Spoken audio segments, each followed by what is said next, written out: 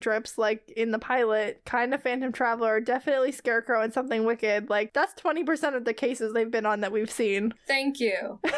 John says he does not expect to make it out of this demon confrontation in one piece, and oh shit, this is it. This is where they get it from. This is the reason that Sam and Dean's first plan is always like, let's do the most instinctual, like most reckless, self-sacrificing plan we can think of. Just like Dad. Because this is John's plan. John's plan is to fucking die fighting the demon, which is, I think, something, I don't know who was here when we talked about John, how John is kind of on a suicide mission in one of the earlier episodes. Was that home when we talked about it? I think it was home. Because I think Julia was there.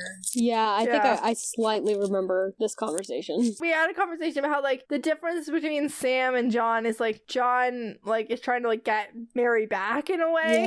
Yeah, and, I remember. Like, he's like, once Mary, like, once I kill the thing that killed Mary, then I can just die. Whereas Sam's like, nothing's gonna bring Mom back, nothing's gonna bring Jess back, and, like, he wants to go on and have a normal life after. John's plan all along for the last 20 years has been to die, and now he's like, well, this thing is even worse than I thought, so I'm just gonna die anyways. Dean is on Sam's side that they should be together, and John gives them a direct order. He even specified that it was an order that they should leave. The vampires are in a bit of a panic. Hank is the vampire that they beheaded, and the other vampires are now worried. I love that his name is Hank. Me too. It's like, oh no, a terrifying vampire. What is your name? Hank. Well, I mean, you already have whatever name you have, so if I get turned into a vampire, I'm gonna be a vampire named KJ, and that's a vibe, I guess. I'm gonna change it to Bartholomew. They leave one vampire behind at the barn to, like, guard Jenny, and the rest go after John. Dean has this great, like, boo where he pops up behind this guy and then beheads him. Dean breaks Jenny out, which, again, Jenny has been turned and they just don't know it, and that's not a good idea. John is surrounded by vampires because his plan didn't fucking work. Because he's an idiot. He has Kate, like, tied up, and Luther is happy to give John the gun for Kate's life. Kate's, like, a little bit more coherent than she appears, and she knocks John off balance. This man sucks at his job. He gets knocked out. And if Kate and Luther weren't such terrible people, I would ship them. I mean, they seem like they're together, so they have very great nonverbal communication. Like, Luther immediately knew that Kate was with it and was gonna pull some shit. Like, seriously, I would love this relationship if they weren't so awful. We can like a relationship and it still be and then both be awful. No, I can't. The boys come to John's rescue, but Luther grabs Sam, and Dean's not gonna let Sam die, obviously. Neither is John, but mostly Dean. John uses the Colt on Luther and he dies. It's way cooler than I remember the Colt being. It's like big flash. Maybe it's just been a while since, like, I saw someone use the Colt, and I just forgot how it looks when something dies via Colt. Yes, back in the glory days when the Colt was significant. Right before Luther dies, he says that they just wanted to be left alone. They have as much right to live as anyone else. Back to that, like, are all monsters argument. These ones are killing people, but they'll starve if they don't, so hard to say. Yeah, I would hear them out if they didn't, like, sadistically torture and assault their prisoners. Yeah, I don't love them. Yeah. These particular ones. Jenny grabs Kate and they drive away. See you in the series finale, girl. Bye. Bye.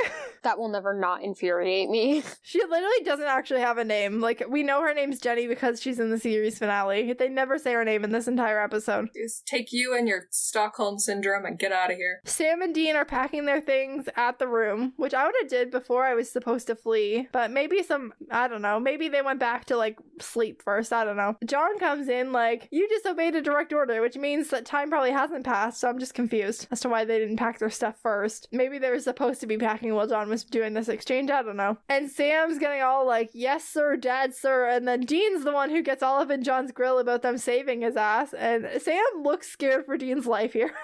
He looks like, oh shit. Oh, no.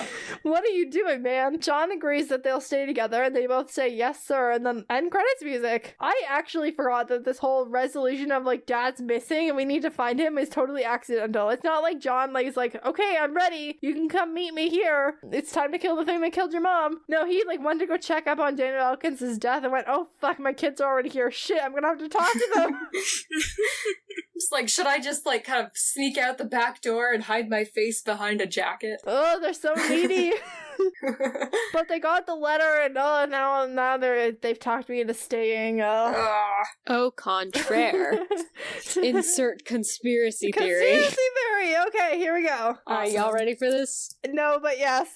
This is gonna rock this entire episode, but just hear me out. Okay. There's probably a lot of holes in this, because I came up with it at like 4 a.m. one time when I couldn't think of anything else. That's the best time to come up with conspiracy theories. Right? Okay, 100% I believe that John set them up, that John set up Daniel Elkins, like paid those vampires or something to go get the Colt, because they didn't know what it was, so why would they grab it? I think John wanted to flush out the Colt. That is interesting. To take revenge on Mary. I think he found out about the Colt, found out that Elkins had it, knew they had a falling out, and that Elkins probably wouldn't give it to him, and decided to use the vampires to flush it out. We've seen John, like, risk the safety of his own children, so yeah, I feel like arranging for the death of a guy he doesn't even talk to is fine for him. Maybe he asked Elkins for it, and Elkins said no, so John just straight up had him murdered. Right, and it would explain his secrecy about the vampires. That would. And why he suddenly, I think he was manipulating his boys. He was also using this as a chance to, like, as a grab to get Dean and Sam back under his control, because I think up to this point, Dean was starting to get a little bit rebellious, and he didn't like that, and so he's like, this is gonna put them back in their place, and was emotionally manipulating them to get them back under, like, his reign of terror, essentially. So that would explain, like, why he was suddenly like, oh yes, I was a terrible father, blah blah blah, I never considered your feelings, but I'm here now. My brain, sorry, I need a minute. My brain is taking this to, like, whole other levels of, like, how far back does this go? Right. Do you think that John's entire disappearance was this? Oh man, I didn't even think of that. Because he could have just kept sending Dean on solo hunts. Like, Dean was solo hunting when John went missing. They weren't together. Right. If he had just kept sending Dean to different places, Dean wouldn't have gone to get Sam. Right. Do you think that John was like, okay, either he feels like he needs Sam, or he feels like Sam is involved, like... Right. Because he knows that there's something with the kids. Do you think he would have anticipated Dean, like, getting Sam? Or do you think, like, I think maybe so. after he found out they were traveling together, he started planning this? I think it could have gone either way. I don't know, but I feel like it's not impossible that John wanted... Because if John goes missing, who else is Dean going to ask for help? Right. It's true. Like, Dean doesn't have any other family, and he values family so much. Like, who else would he go to? John made sure of that too, like, all throughout their entire childhood. Yeah, they're so isolated. Anyone else who ever meant anything to them, John then isolated. Yeah. Oh, man. We busted this wide open, guys. Julia, I'm supporting your conspiracy theory. I'm saying it may even go farther than that. And man. This was like, it was like 4 a.m. one night, and I was like 100% John set up, like, Elkins and got him killed. Poor freaking Daniel Elkins. I made TikToks about this before it, like 100%. I was so convinced, and now I'm even more convinced. Because as we were going through this episode, and y'all were pointing out all the holes, like, I'm gonna have to go back and listen, but, like, y'all were like, this doesn't make sense, and this doesn't make sense, and I'm like, it makes sense if you think of it like that John set it up. It totally does. Oh my god. Shit, that was good. Have fun with that. That was good. Shit. Meredith. That was amazing. When we get to our season 1 recap, you and I are gonna have to go back to that. Yes. Just look at the season from that perspective. These brainworms have been here for like a year, and I'm like, I've been trying to find ways to disprove it, because I'm like, obviously the writers would have found some way to disprove it. That makes so much sense. That totally makes sense. I haven't found anything yet. Yeah, and it's driving me nuts. Anyway, are we ready to go into end segments then? Yes, with that in mind. Yeah, now that my brain is fried. Total death counts. This week we saw 1 death, I think. Maybe 2. Daniel Elkins, obviously. Do you want to count Jenny's boyfriend as an on-screen death? Yeah. I mean, they have to eat sometime. Okay, so I'm gonna make that 2. That makes our on and off screen total 143. For on and off screen total, I think we're stuck at 2+ as well. So that makes it 920?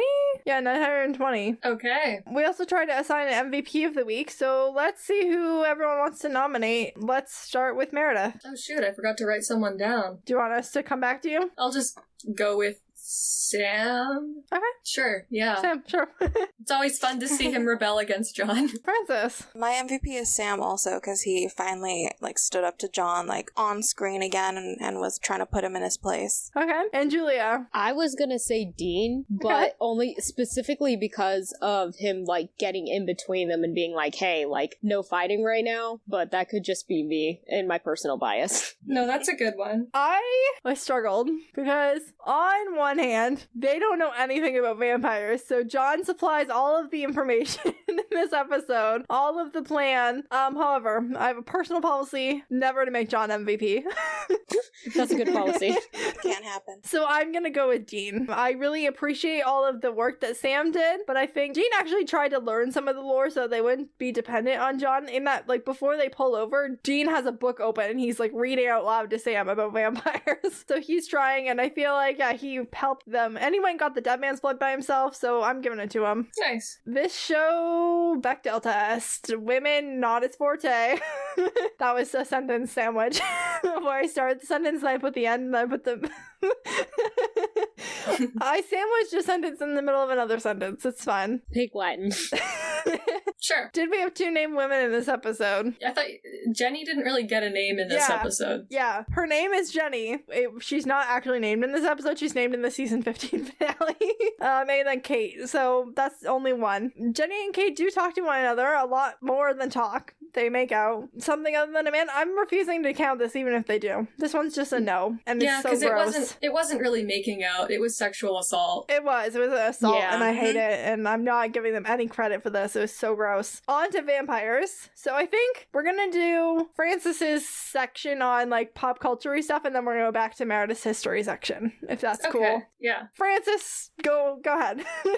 Alright, I'm so excited about this. So, vampires in modern fiction. Obviously, there's been, like, many books and shows and movies about vampires, but when it came down to it, the first sophisticated vampire of modern fiction was John, and I'm gonna butcher this really bad, but John Polidori's. Yeah, the vampire, spelled with a Y, not an I, that featured Lord Ruthven. But vampires had been talked about since the early 1700s, but mainly in, like, France and Germany in their literature. But we don't really see a lot of, like, vampiric mention for, like, movies and stuff until it came with, like, Vlad the Impaler and Dracula, seeing them two as, like, the origins of vampires in both respects. So, like, some of them will say that, you know, Vlad was the father of vampires, and we'll see that Dracula was the father of vampires. So it varies between the two, but a lot of them say it's either of them because they both come from Transylvania, and that's typically where vampires have originated in modern fiction. So I have just, like, a big long list of, like, books and shows and movies that, like, vampires are mentioned in, and I have, like, side notes about them. So there was Carmilla was one of the big ones that a lot of people were mentioning after the vampire, being one of the, like, main originators of vampirism. And then there was Dracula, and then Anne Rice with her Vampire Chronicles, An Interview with a Vampire, which is one of my favorite books. I actually read it